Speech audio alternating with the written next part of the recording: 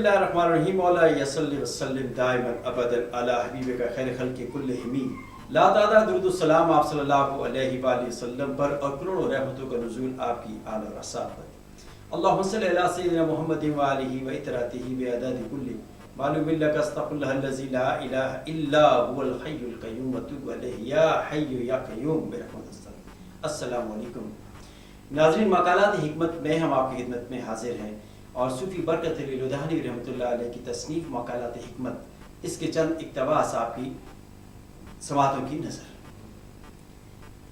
آج ہم بات کریں گے کہ وہ کون سا دل ہے جو اللہ کے ذکر کے لیے فارغ ہے۔ آپ فرماتے ہیں کہ ساری دنیا میں گنتی کے چند دل اللہ کے لیے فارغ ہوتے ہیں اور اللہ کے چنے ہوئے بندوں کے دل اللہ کے لیے فارغ ہوتے ہیں، سب کے نہیں۔ جس دل میں کسی بھی شے کی طلب و تمنا ہوتی، نہ ہی کسی کے خلاف بغض و عناد ہو، کینہ و قدورت ہو، اس سے پاک ہو اور کون و مکان کی ہر شے سے ظاہری ہو یا باطنی اس سے بے نیاز ہوتا ہے، ہر حال میں اللہ ہی کی طرف، اللہ ہی کے کاموں میں محو اور منہمک رہتا ہے، نہ کسی بات پر خوش ہوتا ہے نہ مغموم ہوتا ہے، حسد حرص و تکبر سے مطہر ہوتا ہے ماشاءاللہ۔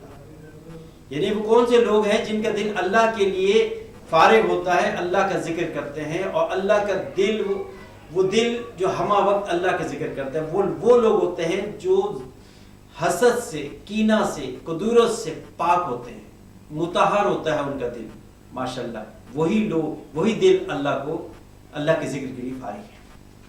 آپ فرماتے ہیں یہ دل تیرے اس تن میں عرش عظیم کا مقام رکھتا ہے، دل معصیت سے مقدور اور ذکر و اطاعت سے منور ہوتا ہے۔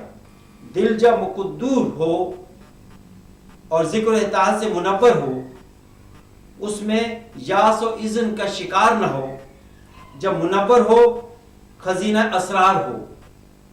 اللہ اکبر، جب وہ دل منور ہو جاتا ہے وہ خزینہ اسرار بن جاتا ہے۔ اللہ اکبر۔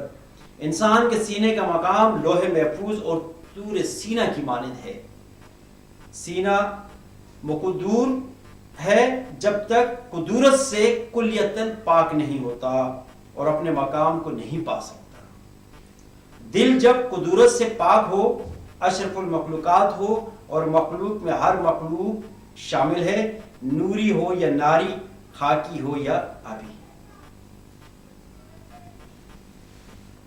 حضرت ابن مسعود رضی اللہ تعالیٰ عنہ سے روایت ہے کہ جناب رسول صلی اللہ علیہ وآلہ وسلم نے فرمایا کہ مخلوق میں 300 بندے اللہ تعالیٰ کے خاص تعلق والے ہوتے ہیں۔ اتنی عوام ہے، کروڑوں کے حساب سے، اربوں کے حساب سے، 1.5 ارب 2 ارب عوام ہے، لوگ ہیں۔ ان میں سے کتنے لوگ ہیں جو اللہ کے چنے ہوئے لوگ ہیں، اللہ کے خاص لوگ ہیں؟ 300 لوگ۔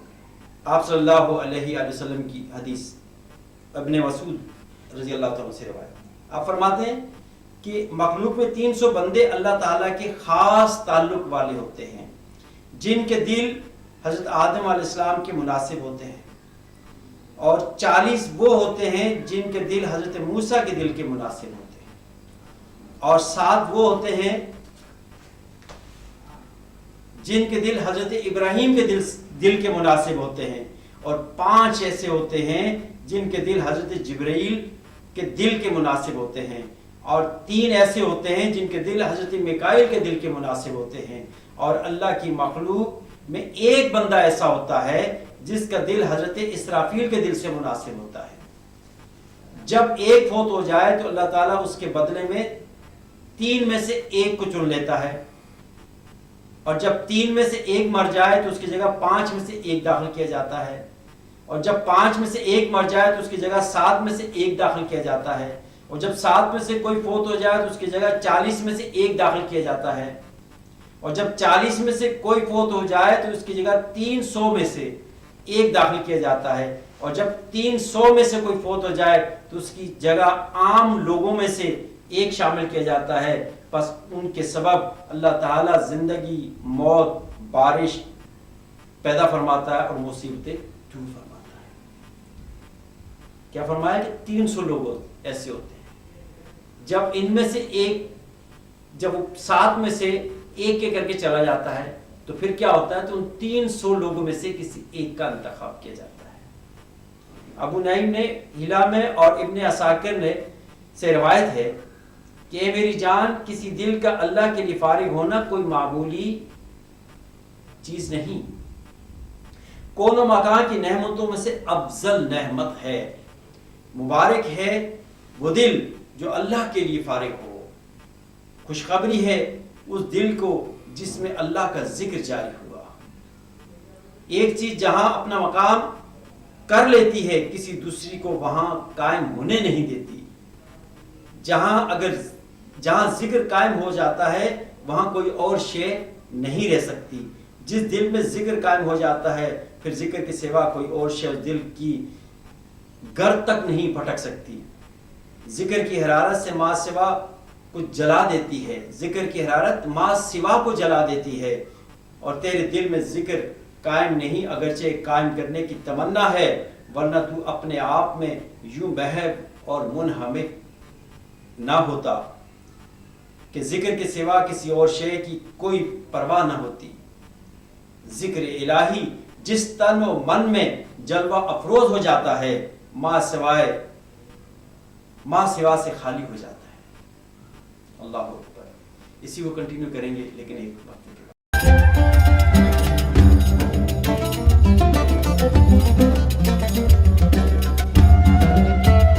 خوش آمدید ناظرین، ہم وکالات حکمت میں بات کر رہے ہیں کہ کون سا دل ہے جو اللہ کے لیے فارغ ہوتا ہے۔ آپ فرماتے ہیں کہ ذکر الہی جس تن و من میں جلوہ افروز ہو جاتا ہے ما سوا سے خالی ہو جاتا ہے۔ اور یہ ما سوا کیا ہے ناظرین؟ یہ ما سوا وہ چیزیں ہیں جو اللہ کے علاوہ جو ہمارا دنیاوی خیال، دنیا کی چیزیں، مادیت کی چیزیں، ان میں جب ہم پڑ جاتے ہیں تو اللہ کے ذکر سے ہم محروم ہو جاتے ہیں اور اپنے آپ کو اس سے دور کر لیتے ہیں۔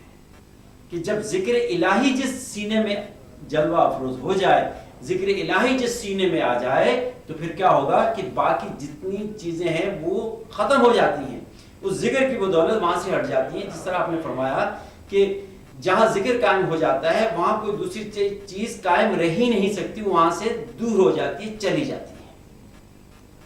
آپ فرماتے ہیں کہ وہ قدورات میں جملہ منحیات کا تلاطم اور انواردات ہر نور سے مزین، تیرا ذکر وہ رزق ہے جس کے بغیر روح زندہ نہیں رہ سکتی، پر پریشان رہتی ہے۔ تیرا ذکر وہ رزق ہے جس کے بغیر روح زندہ نہیں رہ سکتی، پریشان رہتی ہے۔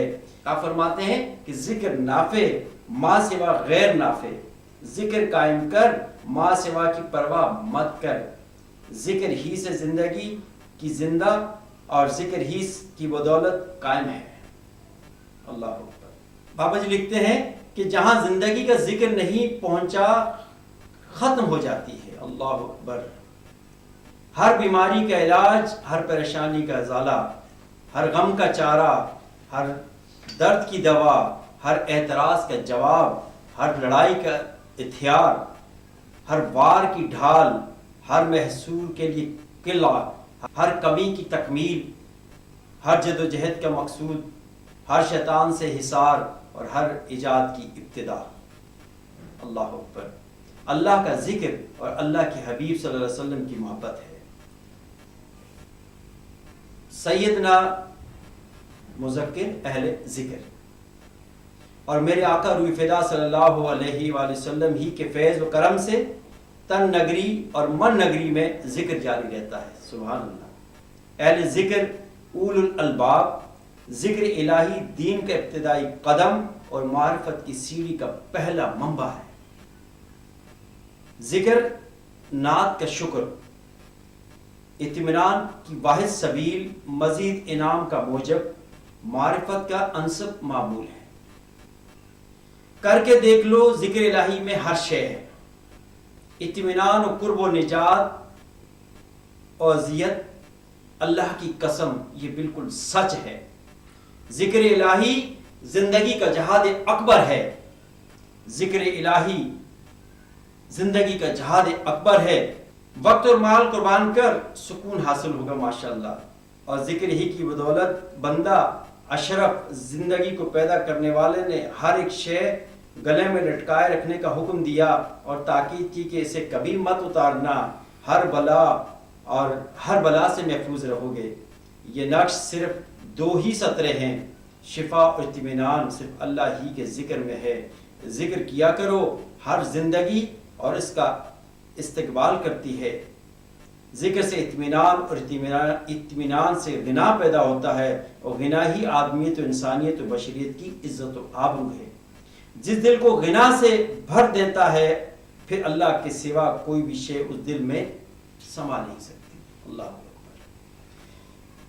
ناظرین، اس تمام گفتگو کو اگر ہم سمیٹیں تو یوں ثابت کر اس کو سمیٹ سکتے ہیں کہ اللہ کا ذکر بڑی چیز ہے، اللہ کا ذکر بڑی شے ہے.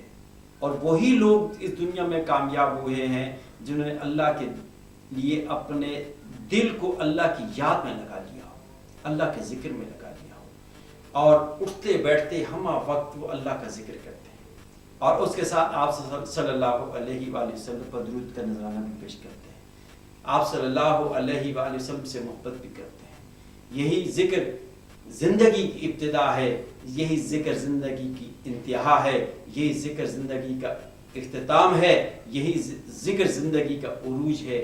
اسی ذکر ہی میں ہر چیز پہ نہا ہے، کیونکہ ہر چیز اللہ کا ذکر کر رہی ہے، ہر چیز اللہ کو یاد کر رہی ہے.